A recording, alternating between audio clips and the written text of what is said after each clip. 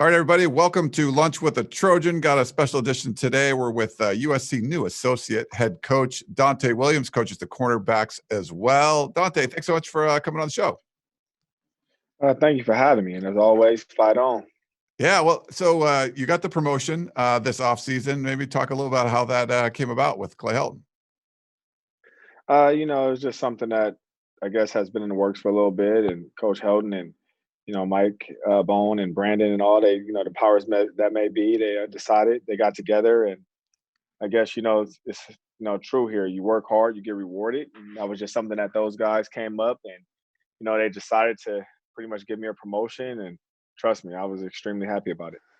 What for people that are not familiar with, now you have this associate head coaching title. How does that impact like kind of your day-to-day, life as a USC assistant coach?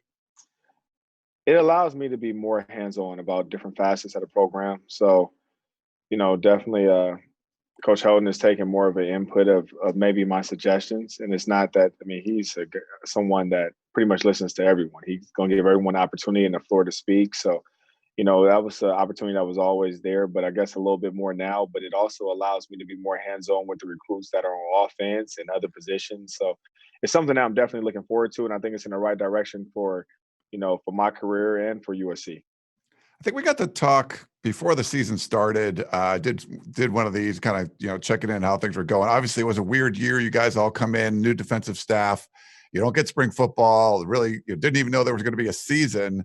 Now you have a chance to kind of look back on it. 6 games, pretty crazy. Was that the most insane year you've been around, like college football? Just how everything went down. Chaos. Just for the simple fact is that you never knew it was even going to be a season. And then when it was a season, you never knew when it was going to start, how it was going to start, when it was going to end. And still at any given moment, you could be ready for a game and be on the field ready to play a game, and they could cancel it. Yeah. So it's like you always have to be prepared for the unexpected. And, as young athletes and as even coaches, even though everybody says just move on to the next game, it's so hard because you could look up in your room and next thing you know, your whole room could be in quarantine. So, it was just so many moving parts the whole year, and not just for us, but for everyone, and so you have to be prepared and be able to expect the unexpected. The secondary performed pretty well. How did you feel like you worked with Craig Nivar and the safeties coach and to kind of bring that whole room together? I think awesome. Credit to Todd Orlando for bringing us together, and we made it all work. The whole defensive staff together. It's all the way down from whether you take the GAs to Aaron Williams to quality control to Mike Hutch to the full-time guys in his Vic. It starts up front always. We got to stop the run, but always to the back end with Craig. So we worked all together, and Craig is someone who I trust his opinion in football. I trust his opinion in recruiting, and he's high energy. So he's definitely someone that on a day-to-day basis makes sure I have to bring my best also. Yeah, you're known as a great recruiter, but he's just someone he's just so gregarious. It's got to be kind of a good partner for you to have out there just on the recruiting trail. Yeah, Craig is the one that some people, they open the door to go through it. Craig may just try to damn near run through the door. So, yeah, so it's good to have someone like that around you because the players, they feed off that type of energy. Any kind of big surprises? You had a talented secondary for sure. Looking back on it, maybe someone that performed better than you thought, or just any kind of surprises going in, from looking back on this season. Well, I'm one of those guys that, I hope for the best, but I expect the worst. And even though I could look back on it and I could say that these guys played well, what I expected for them to play even better than what they did. And I think if you ask any of them, they expect the same because, in this profession, good is not good enough. Yeah. So it's almost damn near you can play 100 plays at DV, but on one play you mess up and it's play 100, you get a touchdown, you get beat, and that's all everyone remembers. So I still expect a lot more than, what you guys seen on the field this year. The preparation was obviously different. Like you said, you didn't even know there was going to be a season. From week to week, there might not be a game. You might be losing players. If you could go back and change something you did in September or whatever, getting ready for the season, would you man, I wish I would have known it would have gone this way. I would have, done something differently. It's really not nothing I would have done differently because, like you say, it was always unexpected. Like we could have practice on Monday, we may not have practice on Tuesday. Yeah. right? Just because of what's going on. You could be in meetings with guys on Monday, but you may not for the rest of the week be allowed to have meetings. So I guess you could always say maximize your time even more because you may not get that opportunity again the next day. Like that Yeah. may be the only day you have practice and you may have to play a game on that Saturday. So just everything that I guess just to make sure I maximize it and give the guys a lot more buzzwords and cheat sheets, like anything else that could help them be prepared to play. Do you think it helped? I mean, there's a lot of people, their lives are different now. Like there's going to be a quote unquote new normal. Will there be like a new normal for you as far as like maybe recruiting or practicing? Like if spring ball goes off normally, say in April, is there something you might do differently just because you've had this, the weird pandemic year where you had a different way to prepare? I guess if it was during the season, I would do things differently. But spring football is all about even getting the younger guys prepared to play, right? And the guys who may even be down the line prepared to play. So Yeah. I guess spring wouldn't be so much differently. But if it was during the season, I would definitely make sure that the guys that are a little probably down the line be more prepared to play. I would treat those guys like I've always treated guys equal, but I would treat I don't know, it could be a third string guy, but I would treat him the same as a starter because you may look up Saturday and he has to start. Yeah. So, and that's what all spring football is about. It's about development. So that's the biggest key going forward, and I look forward to it. So signing day wrapped up. I wanted to ask you about the early signing period too. I'm not I've been covering recruiting a long time. Not a huge fan. I'd rather see early signing in like July or August. Like now it just sort of takes over things and it's at a really busy time for you guys. You could be preparing for bowl games and stuff, but what is your opinion on the early signing period, the way it is now, how it's really taken over what, signing day in February used to be? Yeah, I mean, you could tell me it's a signing day one day every month, and I'm gonna make sure I'm prepared for it. So Yeah. it doesn't bother me. I'm kind of someone who's able to roll with the punches. Yeah. And you could sit there, you complain about things, but what is complaining going to do for you? It's not going to get you anywhere. So I'm one of the guys that you just tell me, pretty much the protocol, and I'm gonna make sure I do my best to make sure I come out on top. So it doesn't bother me. I'd rather it be in December than February. That's for sure. Really? Okay. Yeah, I'd rather it be in December. This year was a little difficult for the simple fact that you never got a chance to do home visits. Guys wasn't allowed to come on campus, so that made it hard. Uh, but moving forward, I think it's going to be a little bit more back toward the norm, where they'll be able to at least come on campus for unofficial visits. I hope, and we get a chance to have official visits. So I'm looking forward to that, and I prefer December. Oh, interesting.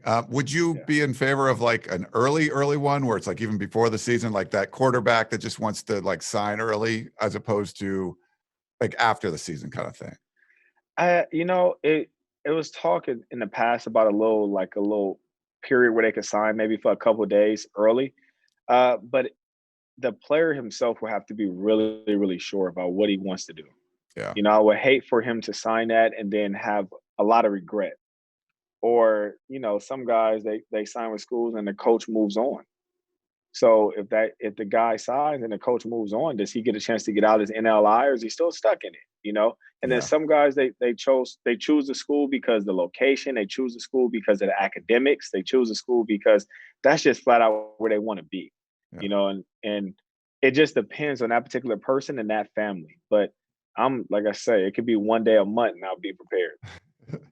Well, congratulations. I don't know if you guys pay a lot of attention to this stuff, but 24/7 Sports, you put out the recruiters of the year, and I believe you were third nationally behind a pair of like Alabama guys, and they signed some crazy class. But number one recruiter of the Pac-12 for the second year in a row. So congratulations on that. I don't know. That's something you Thank you. guys, Thank you. does that bother you? I mean, do you like that at all, or it doesn't really matter? You know what? I always said this, like any kind of accolades is always good. Doesn't matter. Like it's gonna be good because it's other people paying attention to the work you put in. But for me to say that, I was recruiter of the year 2 years in a row, it's a lot more people involved than just me winning. So, it could have been multiple people that, won the award or multiple people that helped me to where I could achieve that. So it's not just all me. It's a lot of people, we're team recruiting, team effort, team everything. It's just I'm fortunate to be in this position.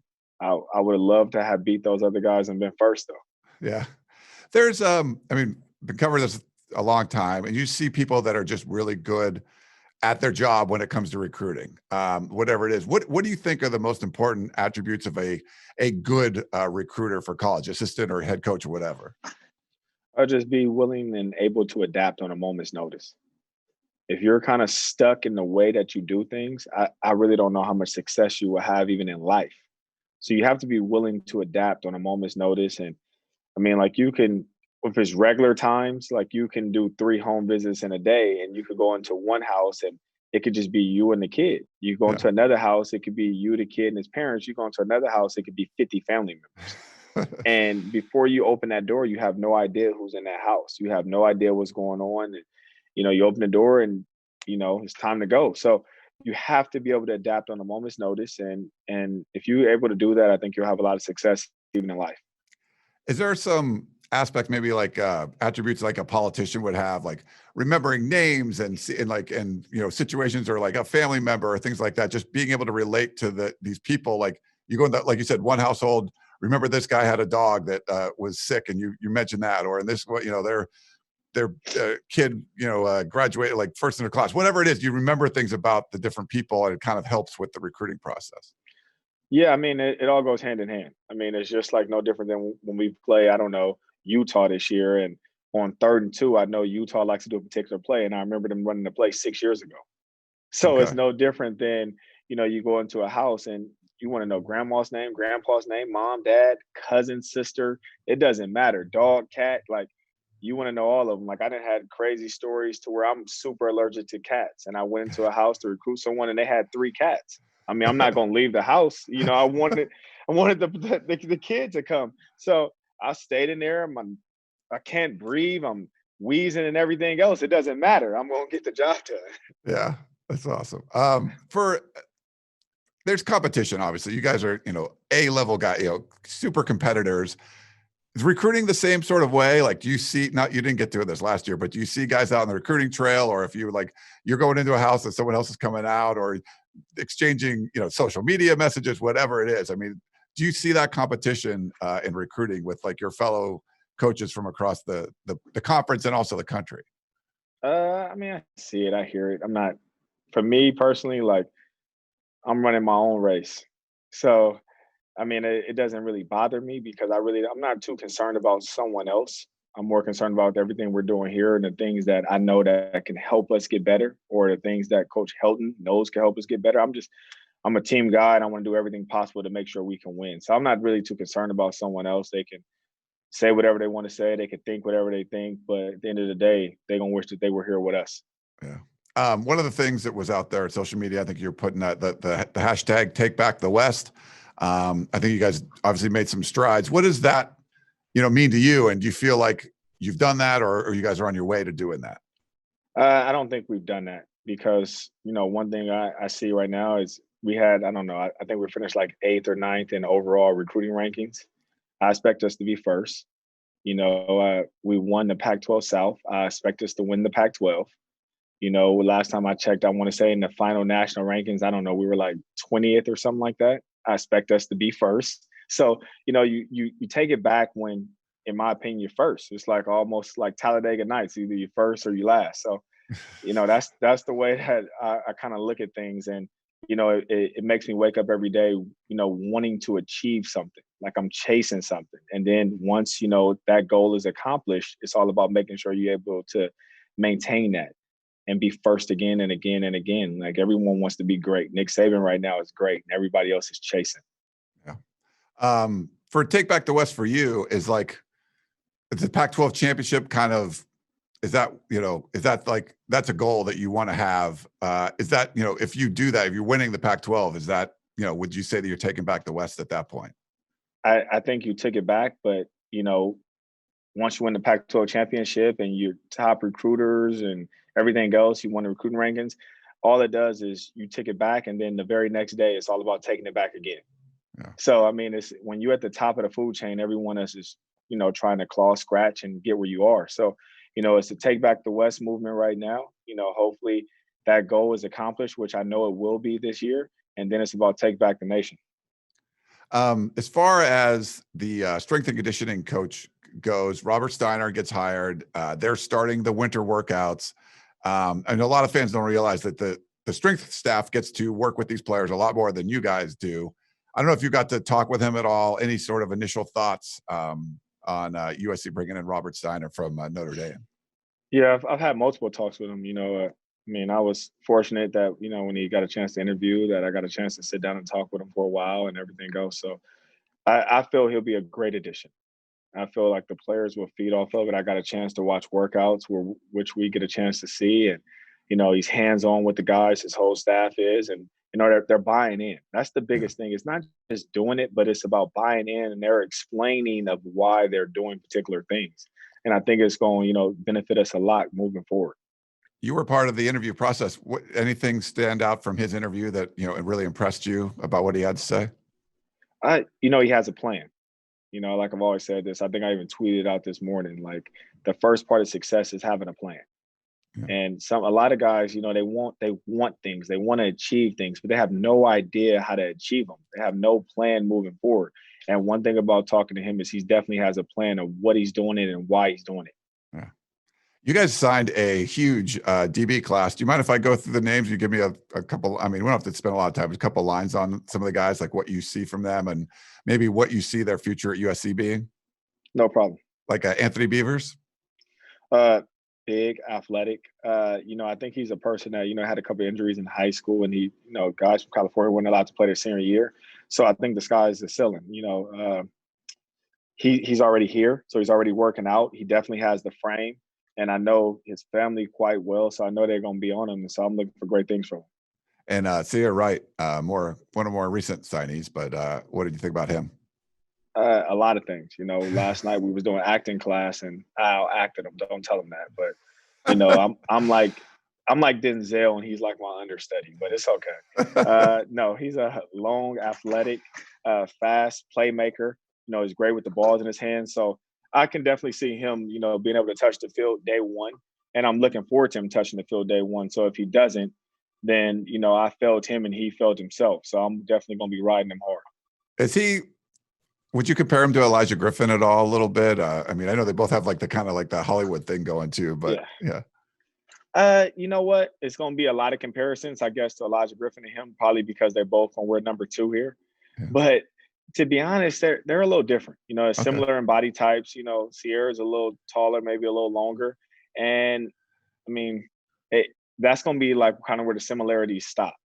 Elijah, everything about Elijah, everybody thinks it was like playtime. That's not the case with him at all. He loved football. Like, he's the only guy I've ever been around in my whole coaching career that every day never looked tired in a meeting. So, but, he played football a particular way. And, when you think about Sierra's a little more like straightforward. Everything is super serious when it comes to him a little bit. So it's a lot more business-like mentality. So I'm looking for, like I said, I'm looking for great things from him. Prophet Brown, what kind of role do you see him filling, and what's impressed you about him? Prophet's a lot bigger than what people expect. So I'm looking forward to him getting on campus. For the simple fact is that he played a lot of tailback. And in high school, when you play both ways, all your energy and focus goes to offense. Okay. So you play defense a lot just off natural God-given ability. So a chance to be here, be in a system that, Coach Orlando has put together, I think he's going to blossom a lot. I think he's one of those guys that you see him step on campus, and he's going to constantly make leaps and jumps in his game. How about Caitlyn Bullock? Caitlyn Bullock is a person, once again, didn't play a senior year. Caitlyn is going to develop a lot when it comes to the weight room. Coach Steiner and Caitlyn Bullock are going to be like this. So the biggest thing for him is not God-given ability. He has that. It's going to be his body development and how much time and effort he wants to put into that. And right now, him and Coach Steiner like this, Caitlyn's eating nonstop. So I think, his potential is going to be through the roof because he has the length, he has the speed, he has the size. So it's just about putting that weight and that strength on him. Is that going to be something that your coaches deal with, and all the rest of them across the, at least the Pac-12 and across the country? High school players that didn't play their senior year, there might be some surprises, right? Like, oh, wow, I didn't expect this, or maybe they didn't develop as much as they were. I mean, it's going to be different, right? With these guys not playing a senior, a lot of them. I think some guys are going to be they're going to be more developed when it comes to strength, speed, and size. But simple fact is that they just worked for probably personal trainers every day. Yeah. So instead of doing like an actual football practice, they did an actual workout for 2-3 hours a day. But then you're gonna have the guys who didn't have the resources to get with a trainer or someone like that. So, they probably touched weights twice the whole fall. Wow. They were just sitting in their house doing push-ups. And most high school, I mean, I was one of them, most high school guys, they don't have a metabolism. They're just never hungry. So imagine if you didn't really do anything, you're really not going to be hungry. So a lot of them are going to come pretty much, underweight and different things like that. I think football knowledge is going to be a little behind because they didn't play their senior year. But some of these guys, when it comes to just running and moving and lifting weights, they're going to be far more advanced. All right, we got a couple more. I'm sorry, we'll let you go here, but Xavier Gordon, another one. What do you think about him? Marvin Gordon and him and Beavers are two guys that when they got these masks on, they're working out. You can't tell the difference. I mean, they're both 6'1", they're both 200 pounds. They have the same kind of hairdo, the same kind of frame. So these are two guys that are coming out of high school. They already they look like a college safety right now. So Coach Steiner is all about cutting off, developing their body far more because they're doing 225. Both of these guys already 10 times, and they just stepped on campus. So strong guys, well built, and he's another guy that I'm looking for great things. Jalen Smith, another guy, was playing both ways, so maybe he wasn't focusing as much as on the defensive side. But what have you thought of Jalen? He didn't get to play senior year either, but Yeah. Jalen Smith. Well, Jalen actually right now is supposed to be in the 11th grade. So that's what a lot of people don't know. A lot of these guys are older than maybe the grade they're supposed to be, not the DBs, but just in general across the nation. He's a year younger than what he's supposed to be. So he'll be a guy that pretty much does his whole freshman year still being 17 years old. So when it comes to development, luckily Coach Clausen and, Jalen's dad and Coach Snoop, all these different guys, they was part of his journey and they kind of helped him out. But he's still a guy that the development is far from where he's gonna be because he's so young. Yeah. Another one of those Hollywood guys, right? He was in the yeah. when you're on TV, a little ego there, maybe. I don't know. Yeah, he's on that show and everything else. Yeah, it's interesting. Yeah, half your guys are have been on television before. Then there's a transfer coming in, Xavier Alford. Any thoughts on him coming from Texas? He's going to be a guy that kind of already knows his plan. Just so back to when you're already in a program, in a top-notch program like where he was at, he already has an idea of how things should look, how he wants to play. And, Coach Nivar already had a relationship with him. I had a relationship with him from recruiting him at Oregon. So it's key. It's not like he's sitting here meeting guys for the first time.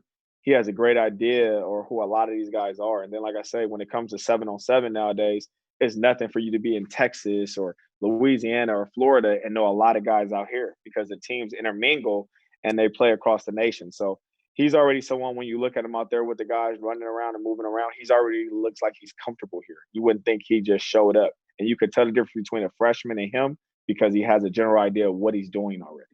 Yeah. And yeah, it's a great group, great crop of guys. No wonder you were the Pac-12 recruiter of the year with all these guys coming in. But it helps. Yeah. One last thing before I let you go. You talked about spring ball coming up. What are your goals? What do you want to try to get out of spring football? Seeing some of these new guys out there too. Every day getting better. I mean, that's the goal. No matter what it is, no matter what the emphasis of that day is, the focus, every day get better, for pretty much, get your craft. Right now, football is your craft. Just make sure you perfect it. So my biggest goal just in spring football is seeing these guys get better every day and making plays. I mean, right now, still, to me, we didn't make enough plays in the back end. That's all I can really talk about is, the DBs. And I think we have to you practice making plays. That's the only way you're going to make them in the game. So we have to make sure we put a bigger emphasis on that. Donte Williams, USC associate head coach and cornerbacks coach. Thanks again for coming on the show. Thank you so much. Fight on.